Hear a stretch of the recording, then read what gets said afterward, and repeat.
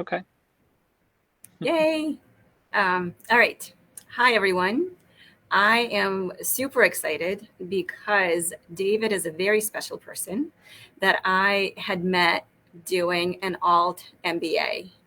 And an alt MBA is a sprint program, kind of like a business school, a sprint business school program for people who want to go much bigger, right, in life. And it was just an incredible gathering of people from all kinds of industries, and it was just so thrilling to be a part of it. And David, I'll let you speak about what alt MBA was like for you, but David is an accomplished documentary filmmaker who's doing some incredible things, and we talked about how fun it would be to do an interview in the studio as I'm painting and have some questions pop up that you might want to have answered by an artist.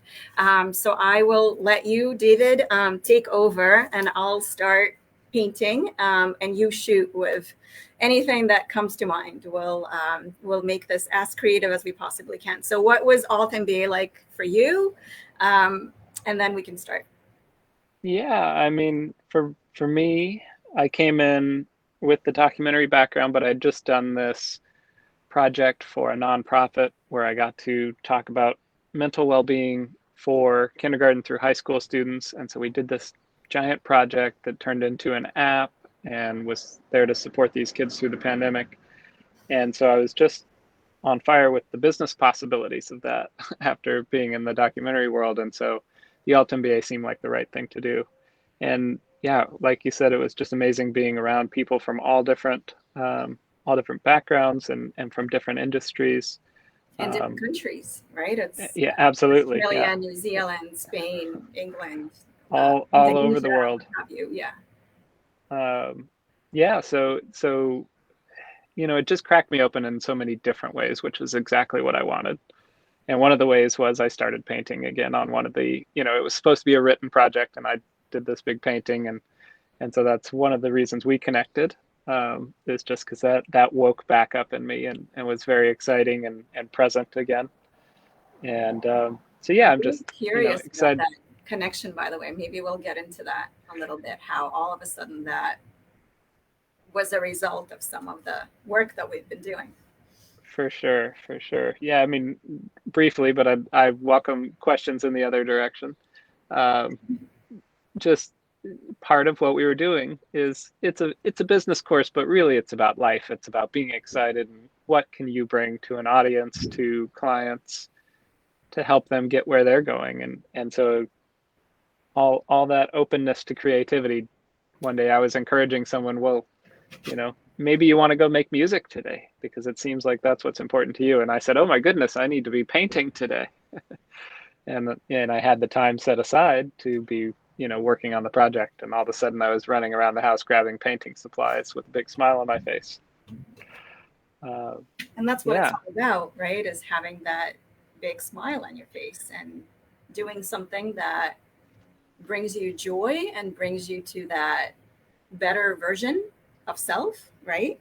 And I think that's what the ultimate goal of Alt MBA was about: is who are you really, and how can you show that to the world in the best way possible, right?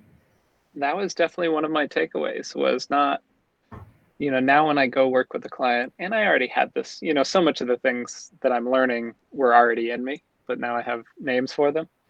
And and one of the things was, how do I get to be that person who's running around the house grabbing art supplies with a big smile on my face as I'm starting a client project? How do I be that for them in our first meetings and help them get there too? Because I do have a background as a teacher and sometimes art teacher.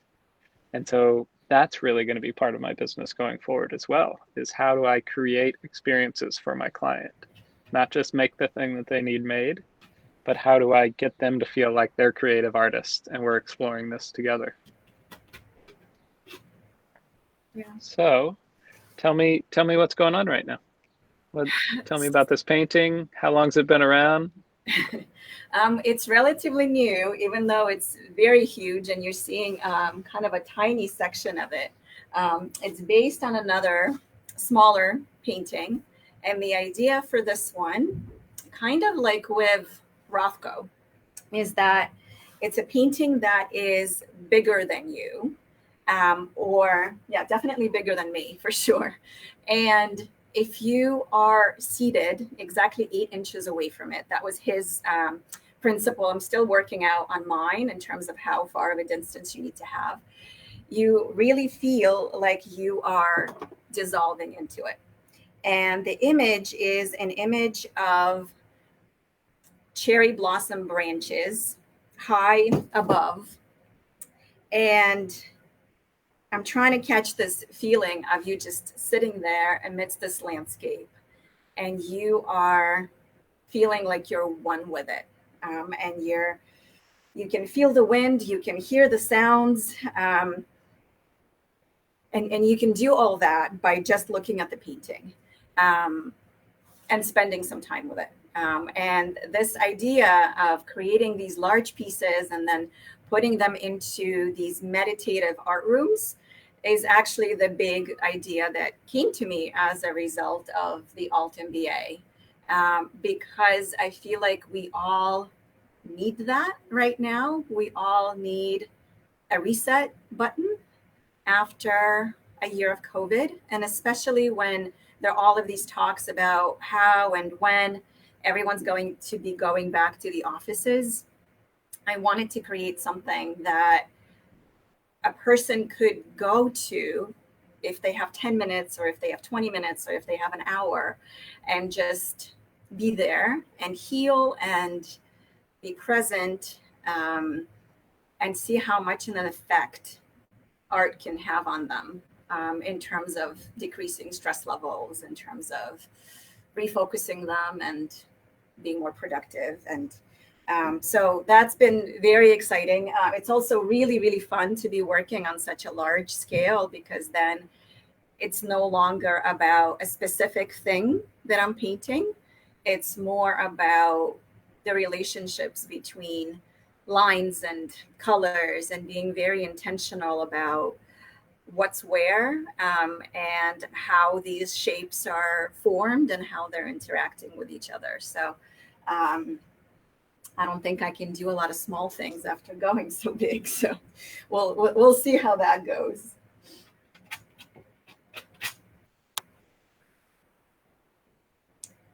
Ooh, I don't hear you.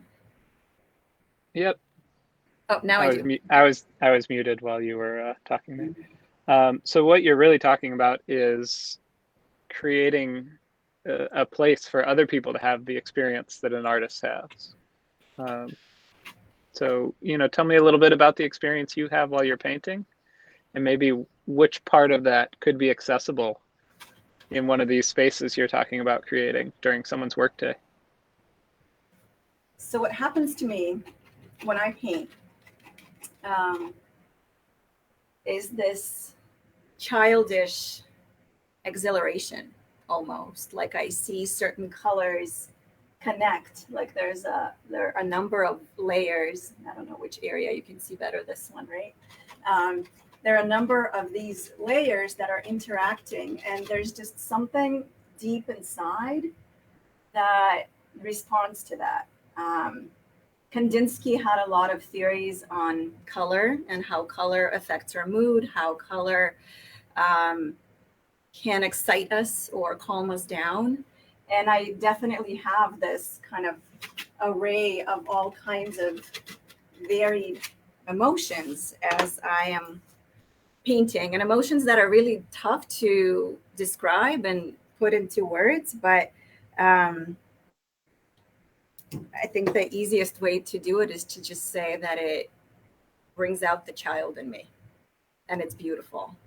And I just feel so free. And usually I have music blaring, and it ranges from Latin hip hop to Metallica to Nirvana, just whatever I'm in the mood for, to Adele or Sia, if I'm having a particularly bad day.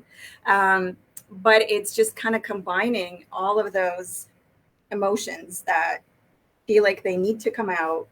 Um, and every day that I'm painting, it's a slightly different day, and it's a slightly different sense of well-being or sadness or happiness or anxiety, which has definitely been a staple over this past year. And and this gets me out of it and just puts me more in touch with the real me, And so whoever. which part of that do you think someone could come in and experience on their lunch break in one of these spaces? What would you hope for them to walk away with? If they just have 10 minutes and they're sitting down and I am guiding them through an app, through a guided meditation and visualization, then it's just that sense of dissolving into the world and letting go of all the day-to-day dilemmas and challenges, um, and getting back to your core. But then if they actually engage, and there'll be a bunch of introductory art courses that are also available on the app, if they engage with their hands, there's a lot to be said about the relationship between our brains and our motor skills, and what happens when you put, palette knife to canvas or pencil to paper. um, Something gets processed in a completely different way, and you start to think of things from a very different perspective. And that's just beautiful. You start looking at your life, and that's what I wrote a book about, is that relationship between art making and our psyche. And every time I'm struggling with a certain area in a painting, it is 100% a direct reflection on a challenge I might be facing in real life. So I've actually been making that part of the practice to then sit down and just spend 5 minutes writing things out and seeing how things correlate. And it's just been really, really magical um, to do that. So I think in terms of the experience of someone being in that room, it's coming in and feeling what their purpose is, what their true self wants and needs, and having that opportunity to come back time and again to restate that to themselves. I think that's what art does, is that reflection period, that permission to give yourself time to do that. So you and I have talked a little bit about art history and what those classes were like, um, about memorizing dates and, being told why a painter was doing certain things. But what you're talking about is very different. It's the childlike interest in, like, ooh, this color next to this color. That feels like something to me. And then you talk about layers and building up. Could you talk to that a little bit? I think with art history, and that's the unfortunate thing about the way it's taught, there is a lot of that focus on rote memorization and not really going much further beyond that.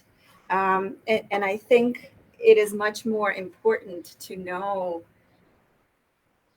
what Picasso might have been feeling, right? As opposed to how many girlfriends he had, um, and what was happening, even what was happening in the world outside of him. Or although that, of course, has an effect, but I wish instead of memorizing dates, I would read his diaries and really get into the thinking process and the reason why he had to switch from, cubism to classical styles to then going somewhere in between. And was it just pressure from his dealers, or was it something that he felt a calling to do? And Um, I think that is a lot more fascinating. And yes, we tend to avoid talking about the touchy-feely stuff, whereas in reality, that's what we all live through,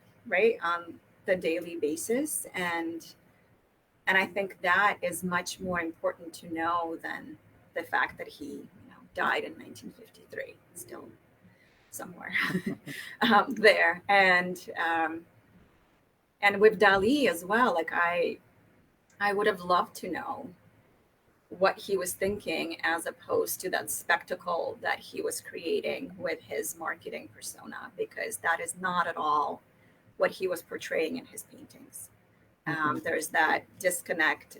Andy Warhol too. What were the really deep, profound thoughts behind the art, as opposed to the flashy pop art extravaganza, right? Right. Um, I think that's the really interesting stuff. It's almost like there's a persona built to protect that playful moment, and Yeah. it's harder to talk about that playful moment. And it's almost taboo, right, for us as grown-ups to be kids again. Like it's not cool to no longer be an adult, um, and to give into urges that are kid-like and are not really showing us as responsible human beings. Whereas I Right. think that element of play, and there's been a lot that was said about the element of play, um, and how important it is to get us to that innovative, creative space, Mm-hmm. and how little of that we're getting in definitely the corporate environments, um, but also with any professions. Um, how often do you get to play, right? Absolutely. And I've been doing this research around top down thinking versus bottom up thinking.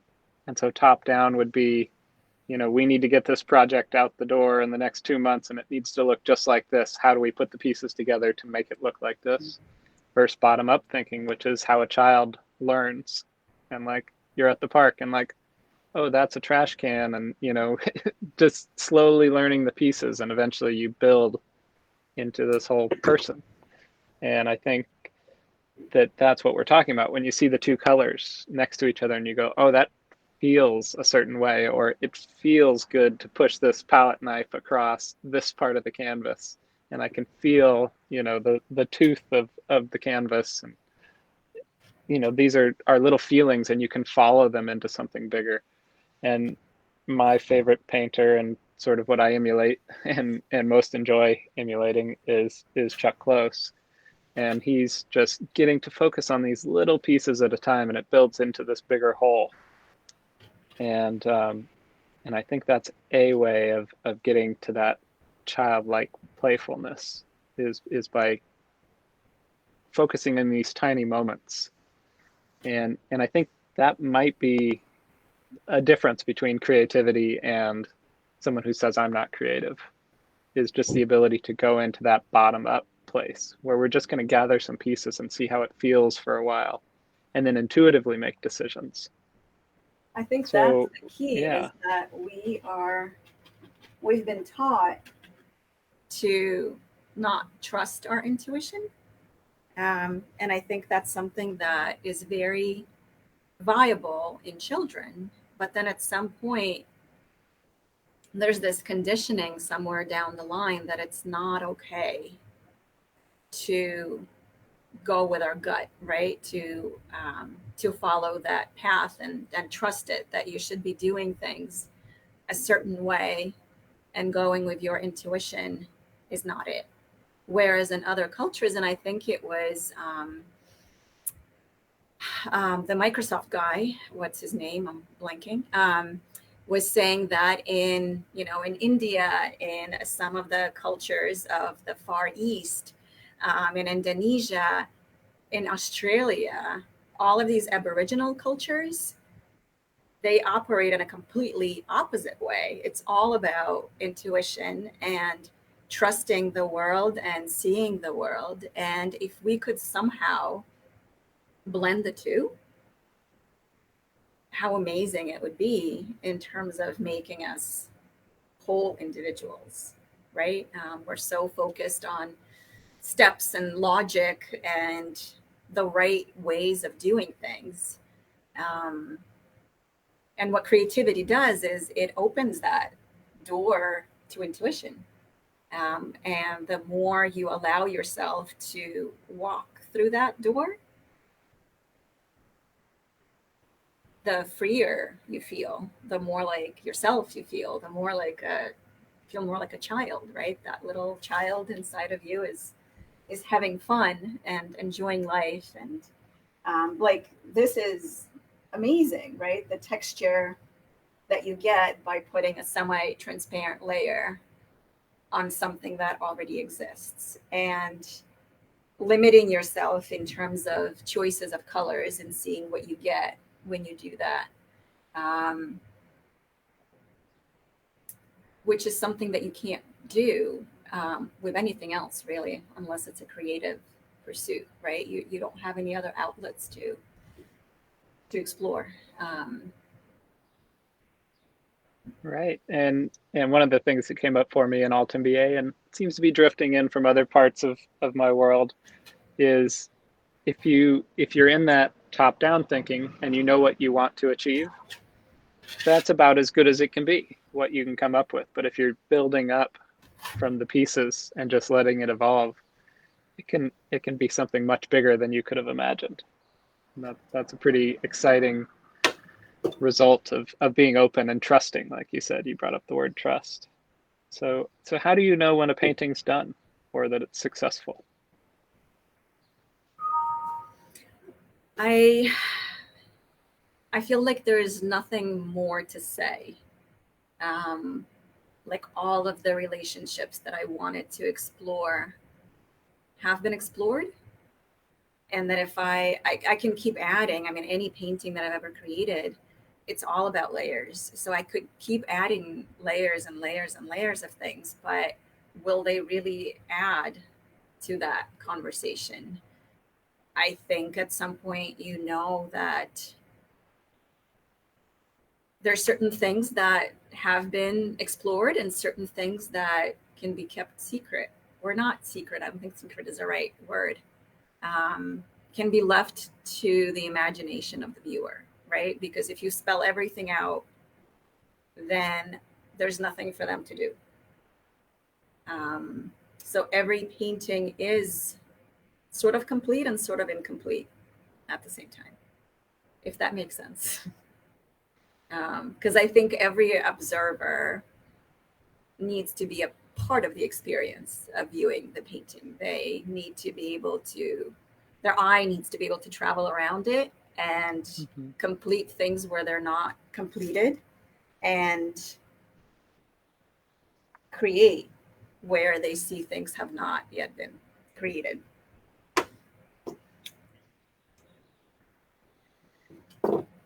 So I'm going to ask you a question that's very real for me, which is when you're painting and you're following the creativity and you don't know exactly what you're going to end up with and you're in that place of trust, what happens if it's not going well? If you're not getting what you want?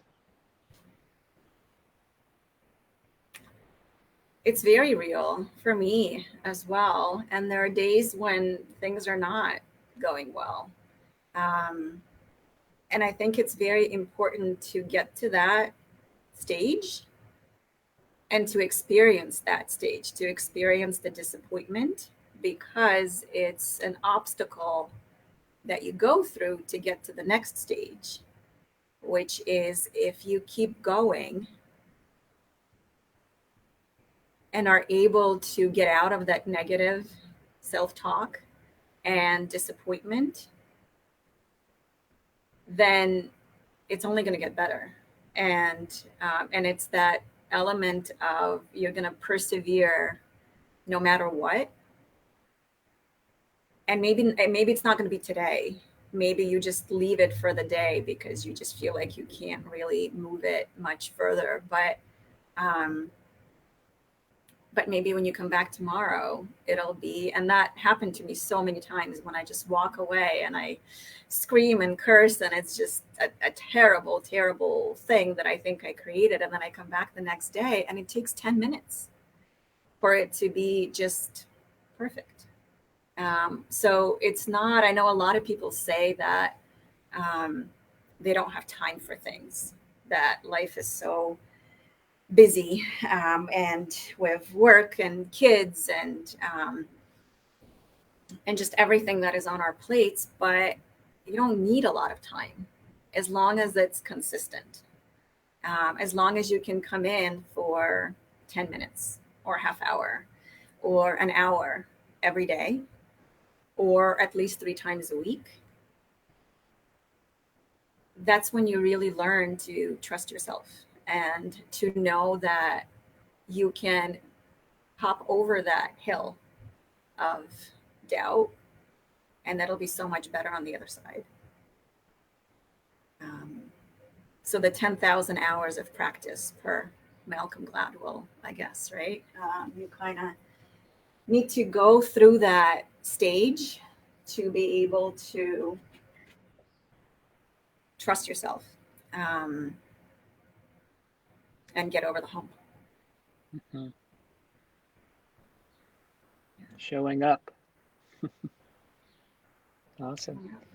Practice. So, yeah, in our in our last couple of minutes here, we could go a couple different directions.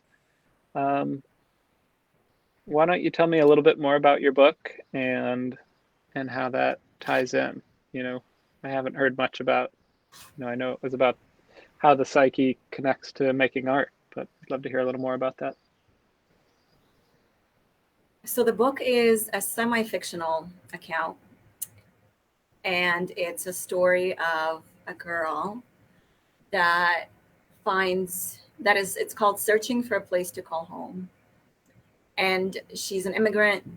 She can't figure out where home is and travels all over the world to find it. And then at some point, she realizes that home is her painting practice, and she can take it with her anywhere she goes. And the elements that are connected to our psyche are things that happen during this practice of painting. At least that's kind of the medium that I know most. So for instance, I just started on a new piece yesterday, another large piece that's going to go in the same room as this one. So this one is kind of spring and cherry blossoms, and that one is going to be early fall. And I started sketching it out and going very, very small and very intentional, looking at my sketch. And then I realized that on this humongous canvas, the fact that I'm stuck in a corner and I am unable to see the whole thing is actually limiting me. And I really need to go at it from all these different sides and think big, like think a lot bigger than I usually would in order for the dots to connect. And it was such a huge revelation because we tend to be stuck in our habits. We tend to think small and be within our little bubble or our cocoon most of our life. But if we only allow ourselves to think much, much bigger, then the dots of our whole personality would connect, or everything that we do in life, including relationships, at home and at work, and the legacy that we want to leave in the world, all of that can finally connect. And with this piece, it was definitely one of those that was not working from the beginning. And this is session number 4, and you might have noticed that it's upside down. So I flip the canvas during every session on its side, or 180 degrees, because I feel like when we're always looking at the problem straight ahead, we can't see the solution because we're in the woods, right?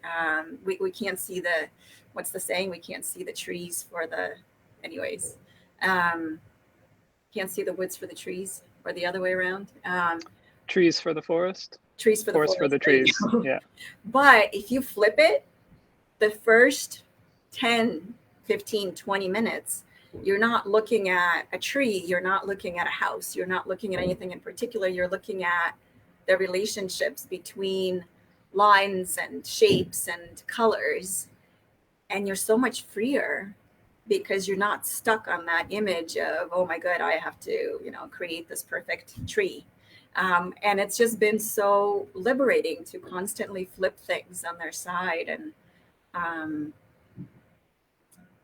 and be able to look at things from fresh perspective. So, to make a long story short, that's what the book is about. It's taking a lot of these aha moments that I had while painting over the last 20 years and applying them to day-to-day life and our challenges and our blocks and mindset, um, and using creativity to get out of those blocks. Yeah. Awesome. That seems like a pretty good place to wrap up. Yeah, thank you. This is great. I was so looking forward to having a nice, profound artistic conversation. So I thank you for that. And I know people weren't really commenting during, because I don't think my live allows that, but feel free to leave comments, ask questions, um, and look up David. He's amazing. And thank you, David, for doing this. This is awesome. Absolutely. This was a blast. Thanks. All right.